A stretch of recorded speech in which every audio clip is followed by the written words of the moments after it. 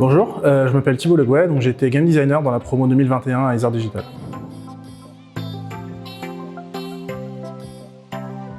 J'ai choisi la formation de game design parce qu'avant Isart, j'étais dans de l'informatique plus généraliste. J'avais cette volonté de ne pas refaire de code et donc j'hésitais entre GD ou GDP, mais finalement j'ai choisi GD car je sentais vraiment que c'était plus dans les concepts et dans les idées que j'étais à l'aise.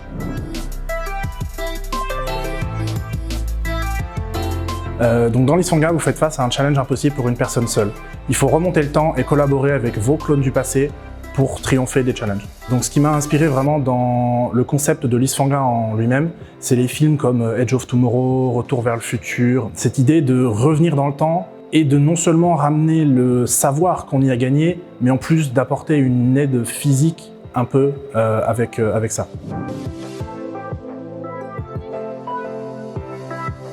Les points forts de Lisfanga, c'est d'apporter ce système de collaboration avec soi-même dans un jeu d'action. C'est-à-dire que c'est quelque chose qui est d'habitude une mécanique qu'on retrouve beaucoup dans les jeux de puzzle où il faut utiliser ses clones pour marcher dessus ou des choses comme ça. Et là, on s'est dit non, on veut vraiment quelque chose qui soit dynamique et qui utilise ça dans du combat. Côté game design, un des points où on a eu le plus de problèmes, c'était vraiment le HUD, cette interface qui est sur l'écran pendant le combat. Elle nous a vraiment donné du fil à retordre et à chaque milestone ou presque, on avait une version différente de ce HUD, toujours avec des bons points et des mauvais points.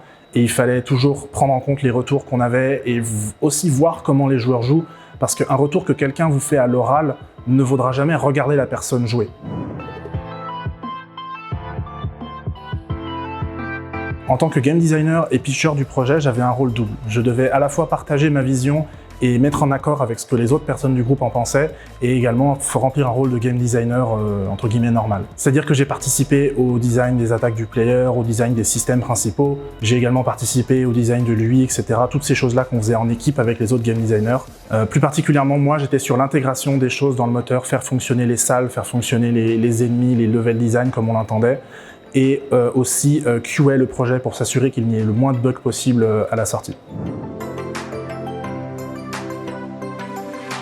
Pendant ma scolarité à Isart, j'ai pu faire 2 stages. Mon premier stage était en tant que QA à GameStream, qui est une plateforme de streaming de jeux vidéo, où j'ai appris vraiment à rapporter des bugs de façon claire et concise pour que les programmeurs puissent s'en saisir rapidement et les corriger dans la version actuelle. Ce qui m'a été beaucoup utile pour Lisfanga et communiquer avec nos programmeurs sur les problèmes qu'on avait. Mon deuxième stage était en tant que game designer chez Terebris Games, sur Terebron. Ça m'a appris à gérer le rythme du jeu, pour vraiment s'assurer que la charge mentale qui est imposée au joueur ne soit pas trop élevée en fonction de ce qu'on doit lui apprendre, ce qu'on lui montre et ce qu'il doit faire.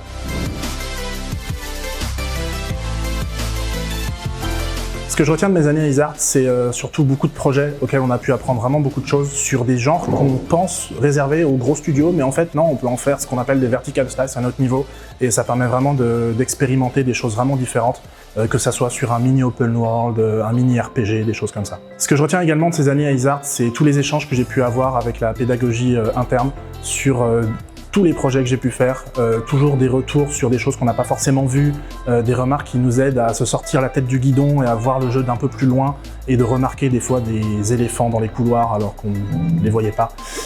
C'est vraiment quelque chose qui a été très important pour le bon déroulement de beaucoup de projets.